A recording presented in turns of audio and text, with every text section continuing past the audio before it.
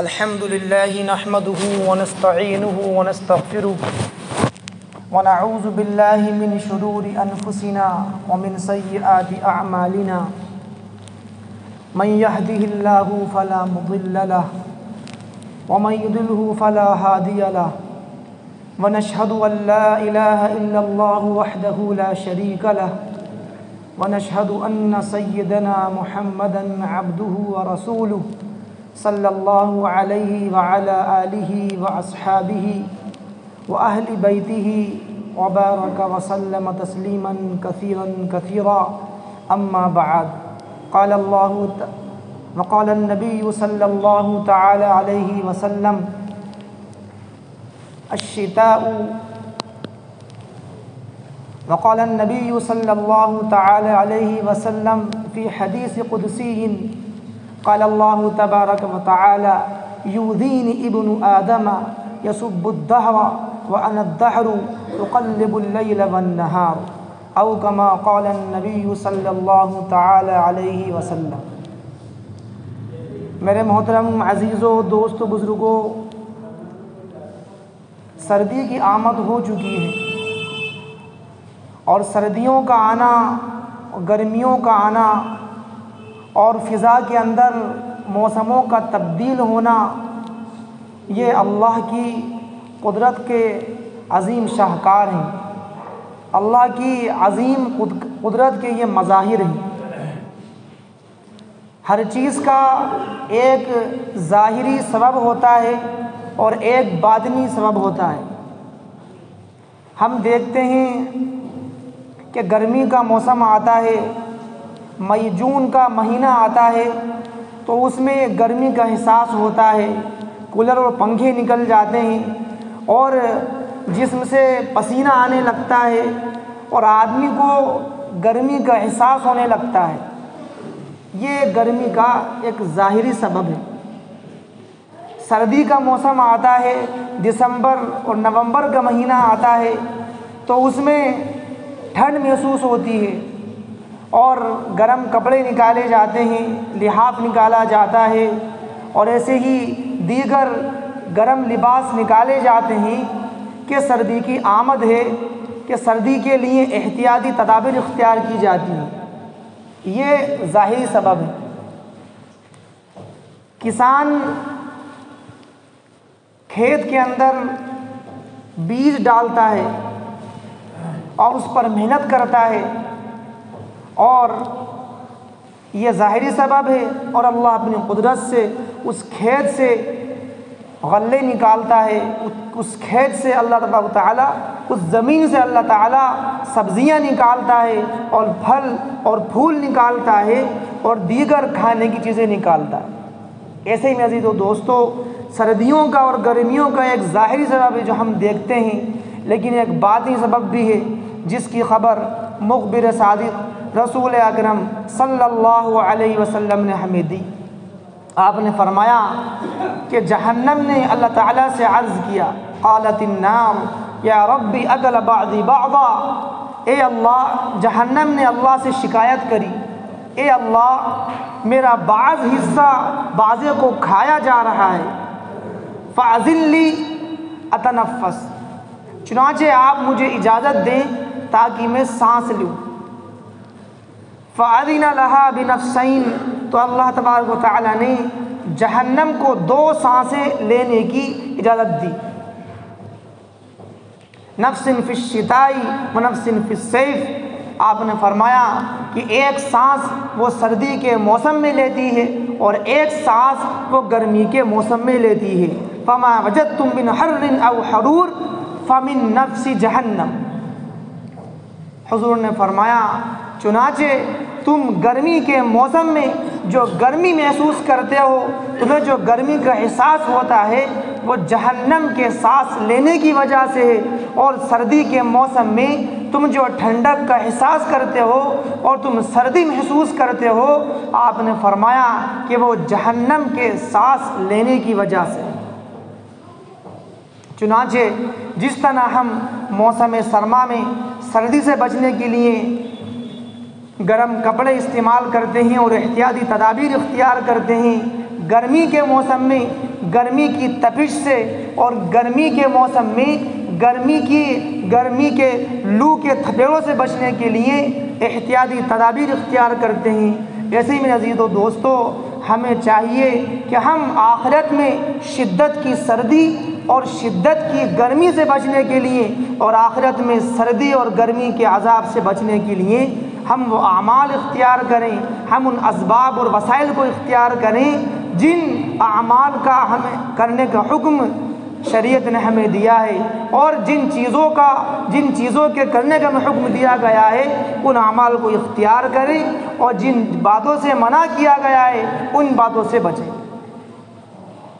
ہم میں سے بعض حضرات کا موقف یہ رہتا ہے کہ جب موسم کے اندر شدت پیدا ہوتی ہے اور بیماریاں بڑھ جاتی ہیں تو ہم لوگ بیماریوں کو برا بھلا کہنے لگتے ہیں کہ بیماری جا ہی نہیں رہی، ایسا فلاں مرض ہوا ہے، اور ہم اس کو برا بھلا کہنے لگتے ہیں۔ میں عزیز و دوستو، حدیث شریف کے اندر اس قسم کے الفاظ کے منع کیا گیا ہے کہ آدمی زمانے کو برا بھلا کہے، آدمی کسی بیماری کو برا بھلا کہے، اس چیز سے آپ علیہ السلام نے منع فرمایا۔ چنانچہ حدیث شریف میں آتا ہے، حدیث قدسی ہے، اللہ کے نبی نے فرمایا کہ خود اللہ تعالیٰ ارشاد فرماتا ہے کہ یؤذینی ابن آدم یسب الدہر وانا الدہر اقلب اللیل والنہار۔ حضور نے فرمایا کہ بنی آدم مجھے تکلیف پہنچاتا ہے، اس نے مجھے تکلیف دی، اور وہ زمانے کو برا بھلا کہتا ہے، اور زمانے کو برا بھلا کہہ کر وہ مجھے تکلیف پہنچاتا ہے، حالانکہ وانا الدہر، زمانہ کچھ نہیں، وہ تو میں خود ہوں، اقلب اللیل والنہار۔ اللہ فرماتا ہے کہ دن اور رات کی گردش میرے ہی ہاتھ کے اندر ہے، دن اور رات کا آنا، رات اور دن کا یہ سلسلہ، اور سردی اور گرمی کا آنا اور موسموں کی تبدیلی، اللہ فرماتا ہے کہ یہ سب میرے قبضہ قدرت کے اندر ہے، لہذا موسموں کو برا مت کہو، لہذا کسی بیماری کو برا بھلا مت کہو۔ ایسے ہی آپ علیہ السلام نے بخار کو برا کہنے سے منع فرمایا۔ آپ نے ایک صحابیات کو آپ نے دیکھا کہ وہ بخار آنے پر وہ اس کو برا بھلا کہنے لگی، تو آپ نے فرمایا کہ اس کو برا مت کہو، اس لیے کہ بخار آنے سے اللہ تعالیٰ تمہارے گناہوں کو معاف کرتا ہے اور تمہاری گناہوں کی بخشش کرتا ہے۔ لہٰذا ہمیں چاہیے کہ ہم موسموں کو برا بھلا نہ کہیں، بلکہ اسے اللہ کی ایک نعمت سمجھ کر ان کا پورا لطف لیں اور ان کو صحیح طریقے سے گزاریں۔ میرے عزیز و دوستو، موسم سرما گزارنے کا کیا طریقہ ہے، شریعت کی سلسلے میں کیا ہدایات ہے؟ پہلے بھی میں نے عرض کیا تھا، گزشتہ سال بھی میں نے اس بات کو عرض کیا تھا، لیکن میرے عزیز و دوستو، ہم صرف باتوں کو سنتے ہیں اور عمل نہیں کرتے۔ ہم انشاءاللہ اس نیت سے سنیں، اور اس نیت سے ہم سنیں کہ انشاءاللہ ہم جو باتیں سنتے ہیں اور سنیں گے، آپ علیہ السلام کے ارشادات، آپ کے فرمودات، ہم اس پر عمل کریں گے، نہ کہ ہماری بات محض بات بن کے رہ جائے اور مسجد کی چارچائی تک رہ جائے۔ میرے عزیز و دوستو، سردی کا موسم صرف سال میں ایک مرتبہ آتا ہے، اور اس موسم کا شریعت میں اس کی بڑی فضیلت ہے، اس لیے کہ سردیوں کے دنوں میں اللہ تعالیٰ خوب موقع عطا کرتا ہے، خوب وقت دیتا ہے۔ میرے عزیز و دوستو، ہم اور آپ تو اس موسم کا کیا استعمال کریں گے؟ ہمارے اکابرین تابعین نے، اکابرین صحابہ نے اس موسم کو وصول کیا اور وصول کر کے دکھایا کہ دیکھو وقت کا استعمال کسے کہتے ہیں اور سردیوں کے موسموں کا صحیح استعمال کسے کرتے ہیں۔ چنانچہ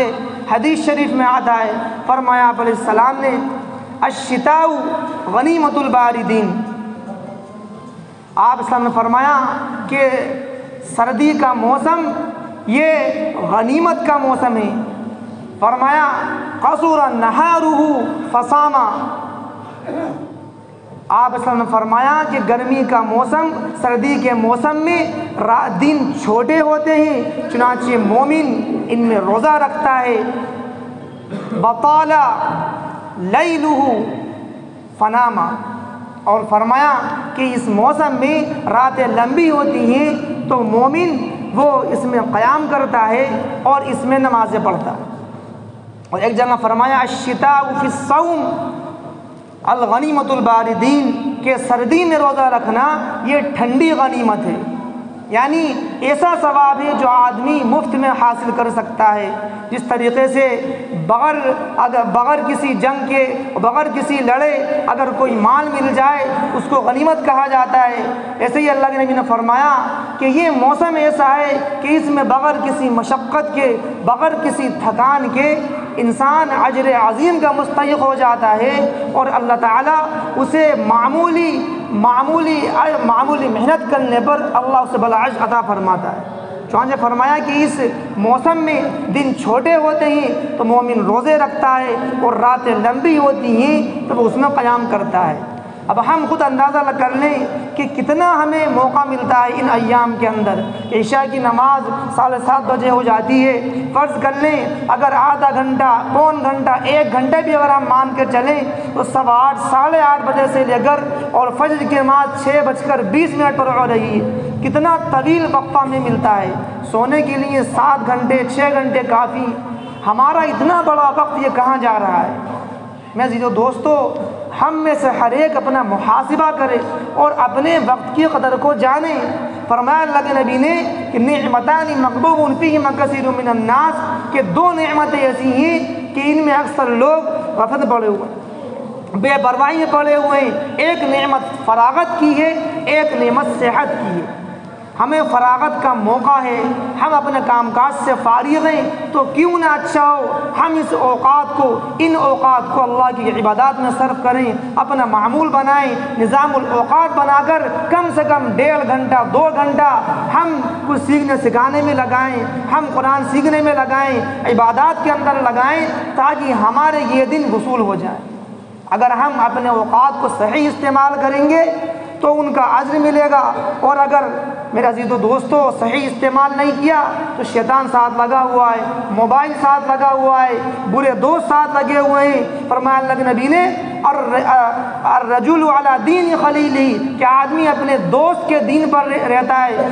فلینظر احدکم من یخالل، چنانچہ تم میں سے ہر ایک دیکھ لے اس سے کس کی دوستی ہے، اس کا دوست کون ہے۔ آج ہمارا آپ کا سب سے بڑا دوست ہمارا موبائل ہے، ہمارا فون ہے۔ جہاں ہمیں موقع ملا، جہاں ہمیں فرصت کے لمحات ملے، اگرچہ 5 منٹ ہی کیوں نہ ہو، فوراً موبائل نکال کر ہم دیکھنے لگتے ہیں۔ میں عزیزو دوستو،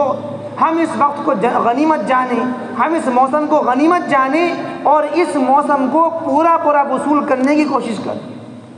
چنانچہ فرمایا، حضرت عمر نے فرمایا کہ الشتاء غنیمت العابدین، کہ سردی کا موسم یہ عبادت کرنے والوں کے لیے غنیمت کا موسم ہے۔ چنانچہ اس موسم کے اندر روزے رکھنے کا بھی اہتمام کرنا چاہیے۔ آپ علیہ السلام کا معمول تھا کہ آپ علیہ السلام ہفتے میں 2 دن پیر اور جمعرات کو روزہ رکھا کرتے تھے، نفلی روزے رکھا کرتے تھے، اور آپ کی فرمایا کرتے تھے کہ پیر اور جمعرات کے دن اللہ کے حضور ہمارے اعمال پیش کیے جاتے ہیں، تو میں یہ چاہتا ہوں کہ جب میرے اعمال پیش کیے جائیں تو میں روزے سے ہوں۔ ایسے ہی آپ علیہ السلام سے کسی نے پوچھا مرنی بعمل، ایک صحابی نے عرض کیا اللہ کے نبی مجھے کوئی عمل بتا دیجئے کہ میں اس کو اختیار کر لوں، اپنا لوں۔ آپ نے فرمایا علیک بالصوم فإنہ لا مثل ذلک، آپ نے فرمایا کہ روزے کو لازم پکڑ لو، اس لیے کہ اس جیسی کوئی عبادت نہیں، اس لیے کہ تمام عبادات کا اجر اللہ تعالیٰ نے مخصوص کر رکھا ہے، لیکن آپ نے روزے کے بارے میں فرمایا کہ صوم لی وانا اجزی بہ، کہ روزہ یہ میرے لیے ہے اور میں ہی اس کا اجر عطا کروں۔ لہذا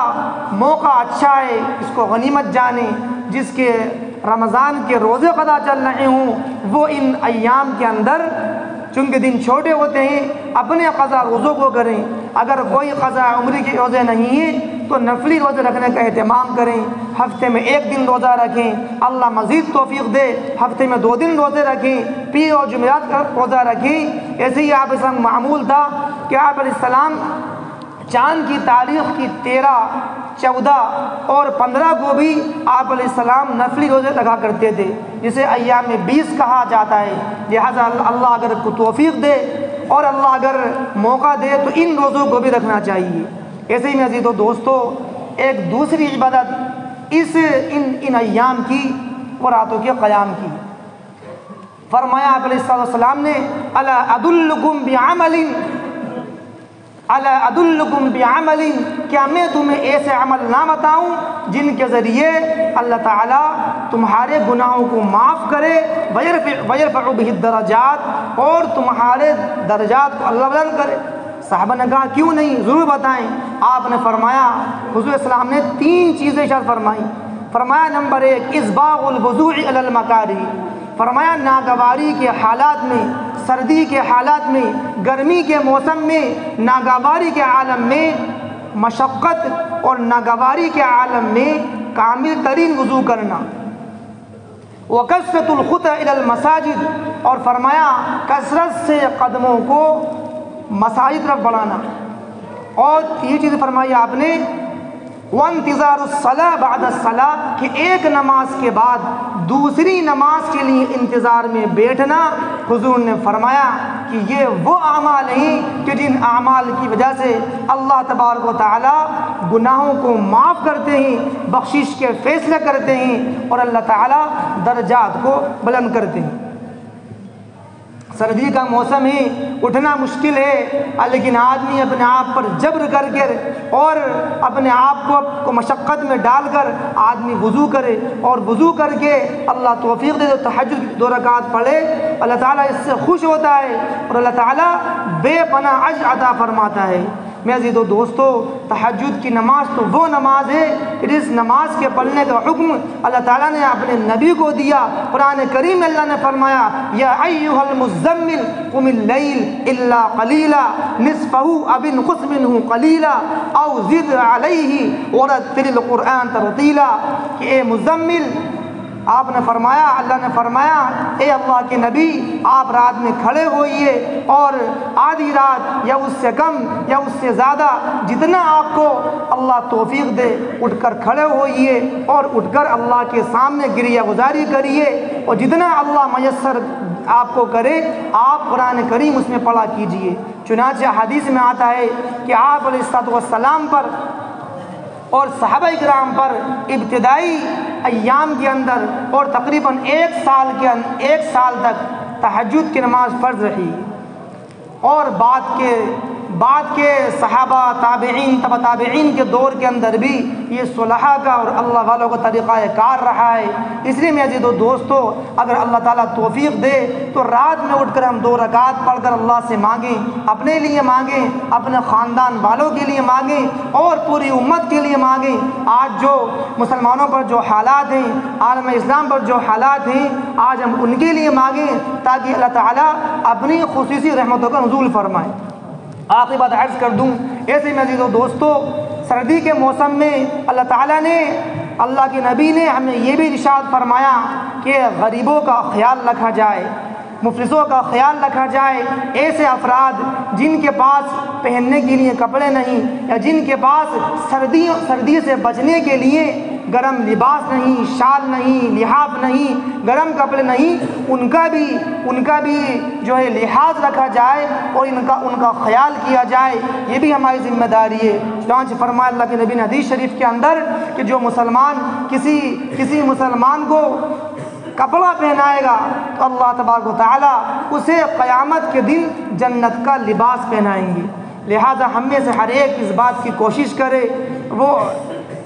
جاننے کی کوشش کریں کہ ہمارے قرب و جوار کے اندر، ہمارے پڑوسیوں کے اندر، ہمارے اعزاء اقارب کے اندر اگر کوئی ایسے افراد ہوں جن کے پاس